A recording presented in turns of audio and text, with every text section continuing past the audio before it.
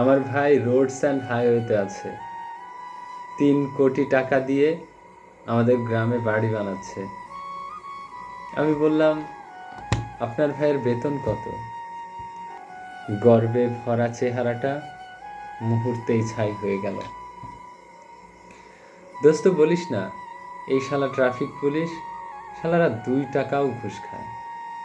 দোস্ত, তোদের ফ্ল্যাটে কত খরচ পড়েছে? এই সব মিলে 97 লাখ। তোর বাবা তো ট্যাক্সে আছে। বেতন কত? চেহারাটা আবারও ছাই। ওদিকে লাইলা তার বয়ফ্রেন্ডকে বলছে, কাবিন কিন্তু 30 লাখ হতে হবে। বয়ফ্রেন্ড 28,000 টাকা বেতনের চাকরি করে, না হলে আমার প্রেস্টিজ পাংচার। ফেসবুকে পোস্ট দিয়েছে, যে ছেলে যৌতুক চায় তাদের না বলুন। এদিকে মেয়ের জন্য বিয়ের প্রস্তাব এসেছে। ছেলে কলেজের টিচার, আরেকজন পিডাব্লিউতে চাকরি করে। মেয়ের বাবা পরের জনেই মত দেয়। মেয়ে বলে, বাবা তোমার পছন্দই সেরা। এক আত্মীয়ের বাসায় গেলাম, সারা জীবন সততার বুলিয়া উড়িয়েছেন। মেয়ের জামাই চাকরি করেন সিটি কর্পোরেশনে। খুব গর্ব করে বলছেন, তার মেয়ে ঘরের ফার্নিচার 4-5 বছর পরেই পাল্টায়। মেয়ে খুব শৌখিন, 80 লাখ টাকায় ফ্ল্যাট কিনে আরও 50 লাখ টাকা খরচ করেছে ইন্টেরিয়র কাজে। জিজ্ঞেস করলাম, ভাইজান জামাইয়ের বেতন কত? অফিসে বসে আছি, একটা ছেলে সালাম দিয়ে ট্রেনের সময় জানতে চাইল। কথায় কথায় বলল তার ভাইও রেলওয়েতে জব করে।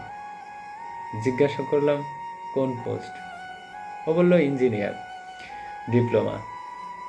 তার ভাই নাকি 6-7 বছরে অনেক কিছু করেছে। জিজ্ঞাসা করলাম, তোমার ভাইয়ের বেতন কত? আর কোনো উত্তর নাই। আমরা এত নষ্ট হয়েছি, এত নষ্ট হয়েছি যে আমাদের কোনো লজ্জা নেই। ঘুষ আমার অধিকার, কিন্তু কন্ট্রাক্টর 15 টাকার ভাড়া 15 টাকা চাইলেই এগুলো মানুষ না। এই টাকা খেয়ে এরা কিচ্ছু করতে পারবে না, মানুষের টাকা মেরে কিছুই করতে পারে না। অথচ একটু আগেই বাসে মোবাইলে আলাপ করছিল একটা বেসরকারি ব্যাংকে চাকরির জন্য 9 লাখ 10 লাখ ঘুষের আলাপ।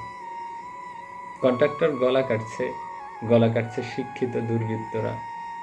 শিক্ষিতের গলা কাটা বড় নির্মম, দেশটাকে এফোর ওফোর করে দেয়।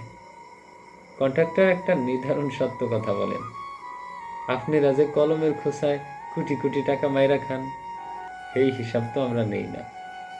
সত্যি, এবং নিদারুণ সত্যি। কিছু অসভ্য শ্রমিকদের দেখলাম অ্যাম্বুলেন্সেও গালি দিচ্ছে, আটকাচ্ছে। সেই অ্যাম্বুলেন্স দেখে মনে পড়ে গেল এর চেয়ে ভয়াবহ অসভ্য গোষ্ঠীর কথা, বিভিন্ন ওষুধ কোম্পানির দালালদের কথা, যারা অতি উচ্চ শিক্ষিত ডাক্তার এবং যাদের পেছনে রাষ্ট্রের কোটি কোটি টাকা খরচ হয় মেয়াদ উত্তীর্ণ ওষুধ আইসিইউতে রেখে গলা কাটার সেই সব অমানুষদের কথা। মানুষ হয়তো আছে, সংখ্যাটা খুব কম। মেয়ের বিয়ে ঠিক হয়েছে, তা কোথায় হলো, ছেলে কি করে? যদি ঘুষের ডিপার্টমেন্টের হয়, দেখবেন মেয়ের বাবা মা ভাই বোন আর মেয়ের চেহারা খুশিতে কেমন চকচক করে। অথচ এই যে অরাজকতা, এই যে ভেজাল জিনিস, এই যে উচ্চ মূল্য, এই যে গলাকাটা সেবা, এই যে পেনশনের টাকা তুলতে ফাইলের পেছনে দৌড়াতে দৌড়াতে জুতার তলা ক্ষয় হয়ে যাওয়া, এই যে পরীক্ষায় ভালো করলেও চাকরি না পাওয়া, এই সবের মূলে তো ওই যে যেখান থেকে বিয়ের প্রস্তাব এলে জিহ্বা চকচক করে, চেহারায় খুশির ঢেউ ওঠে সেই দুর্নীতিবাজ শুয়োরদের কারণে।